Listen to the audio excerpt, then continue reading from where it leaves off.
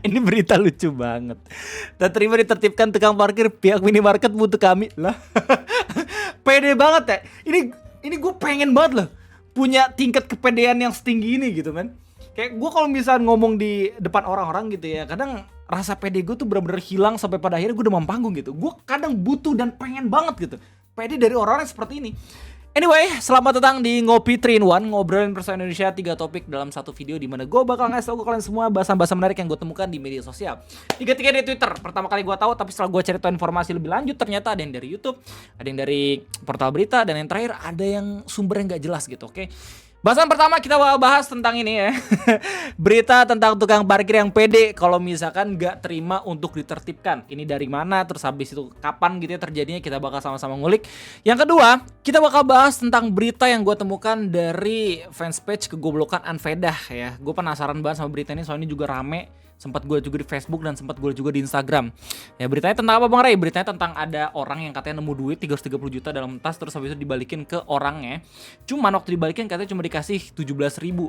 Masalahnya kenapa yang dipermasalahin, gue juga bingung gitu. Tapi entah kenapa ini berita rame banget, sampai gue penasaran ini sumbernya dari mana. Soalnya takutnya ini bukan berita sama sekali, ya nggak sih? Tapi emang made up by peoples aja gitu loh.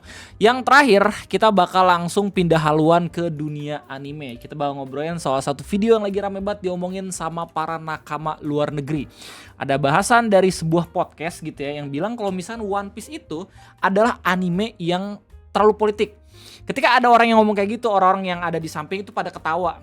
Terus habis itu para nakama yang emang ngelihat video ini mempertanyakan kayak emang mereka nggak tahu kalau misalnya One Piece itu bener-bener politikal gitu. Soalnya ya kita ngomongin soal korup government, terus ngomongin soal buronan dan segala macem gitu ya. Masa nggak politikal gitu dibanding ataupun yang dilihat sama orang-orang yang ada di video ini. Kita bakal sama-sama bahas gitu ya. Jadi kita bakal langsung masuk ke dalam berita yang pertama. Ini berita dari Detik Otomotif ya. Beritanya sebenarnya udah lama banget, tanggal 18 Mei 2024, tapi somehow atau tak kenapa itu di-repost ulang sama TXT dari media di tanggal 27 September 2025.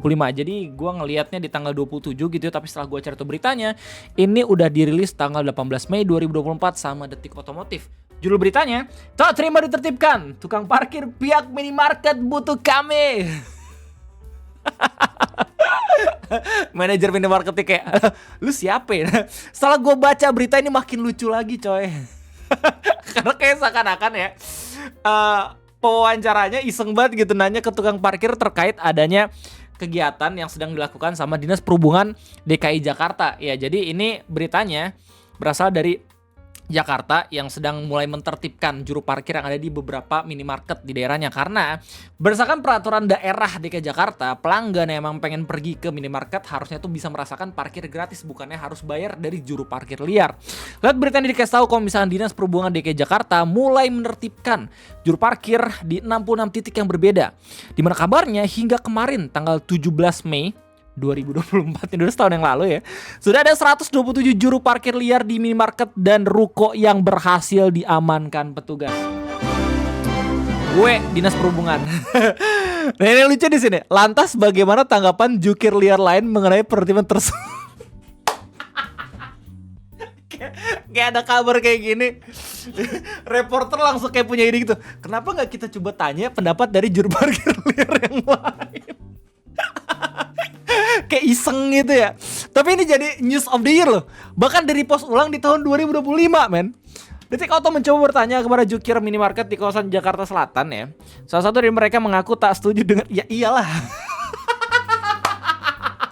Orang pengen diciduk. Salah satu dari mereka mengaku tak setuju dengan pertimbangan tersebut, sebab menurutnya minimarket membutuhkan jasanya. Damn.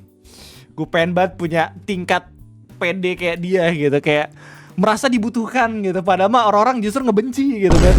Ya kami tidak setuju dengan pertimbangan tersebut karena dari pihak minimarket juga membutuhkan kami dalam mengelola parkirnya. Emang iya Kang Indomaret?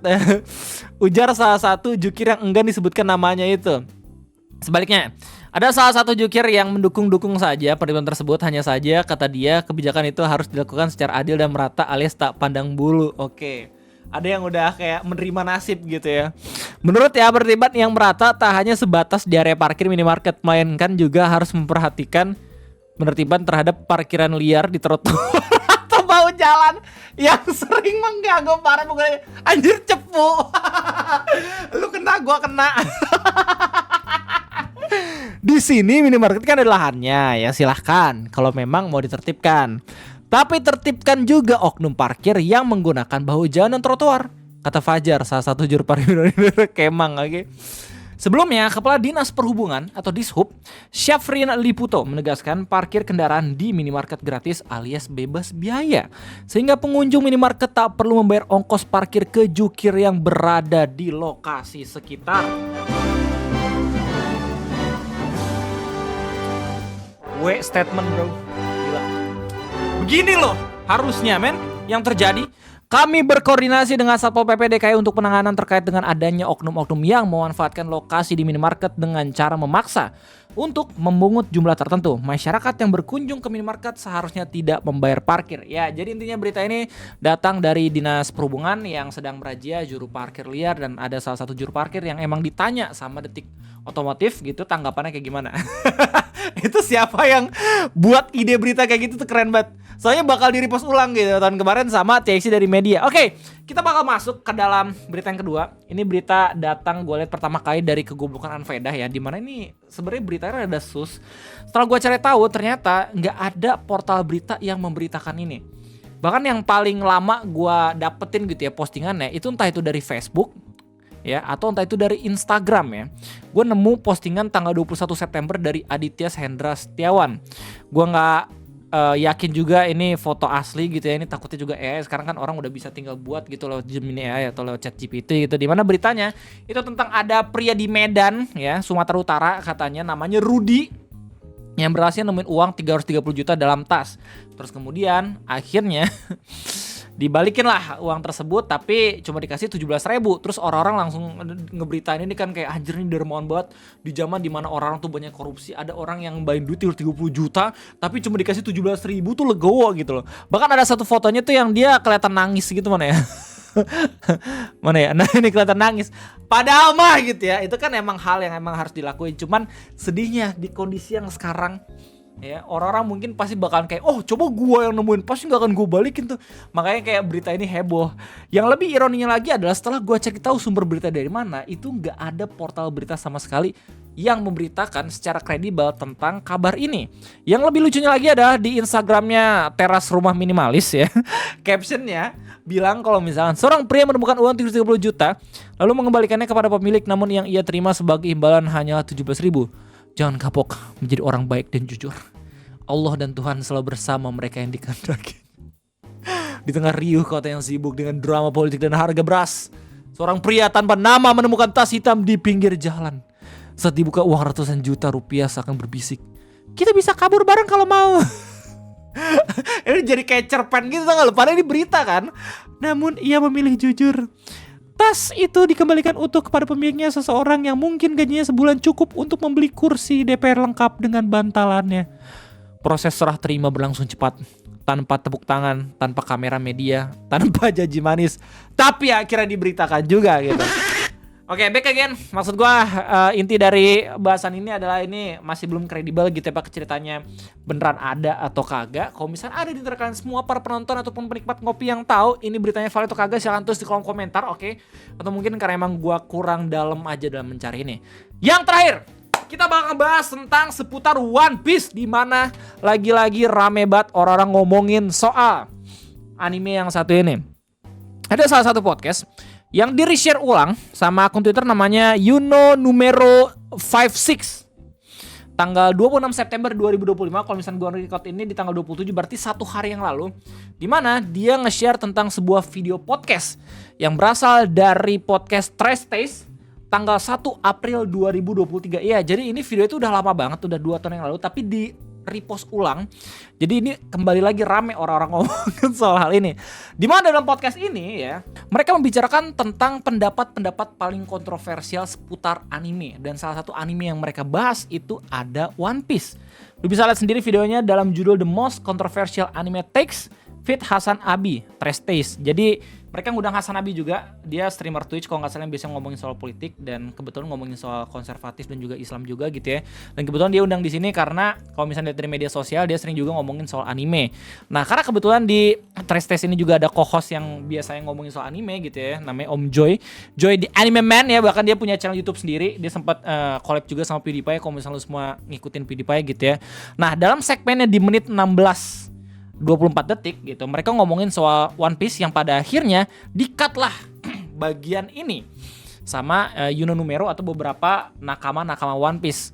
Mereka ngomongin soal One Piece, terus habis itu Hasan ngelempar pendapat dengan bilang kalau misalkan One Piece adalah anime yang paling political ya, paling kelihatan politiknya banget gitu. Terus habis itu co-hostnya dan juga host-hostnya lain itu pada ketawa, seakan-akan mereka beranggap kalau misalkan dari mana One Piece politikalnya, padahal menurut beberapa nakama gitu ya yang ngelihat podcast ini justru One Piece tuh politik banget dan orang-orang mungkin fail dalam melihat itu semua, padahal itu gambaran yang sangat amat besar yang bisa lu lihat gitu loh. Kayak misalnya dari Bounty ya, ternyata Luffy itu freedom fighter tapi dikira pemerintah itu adalah orang yang jahat.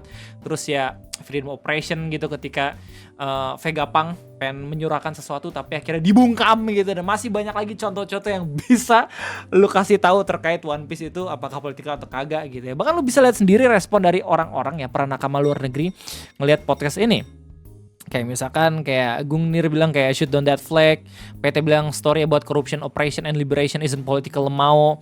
Terus habis itu exiled summoner, time LG is better than calling it deeply political and saying that Luffy would side with terrorists dan segala macam. Masih banyak lagi. Kita bakal lihat dulu bareng-bareng kayak gimana podcastnya ya, yang di klip kayak gimana dan yang fullnya kayak gimana, oke? Like there is a fan base for that. Oh yeah. Yeah. Yeah. Everything. Which is a very political anime. Ya, It is a very political. begitulah responnya. What? He told me One Piece is very political. Yes. What aspect? Oh my.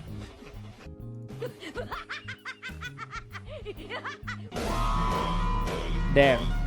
Ya. Beberapa nakama bahkan menganggap kalau misalkan podcast ini agak sedikit ironis. Kenapa begitu? Karena orang-orang yang biasa buat podcastnya itu sering banget ngomongin soal anime dan juga Jepangan. Bahkan salah satu podcasternya namanya Om Joy, itu dia punya channel YouTube sendiri namanya The Anime Man.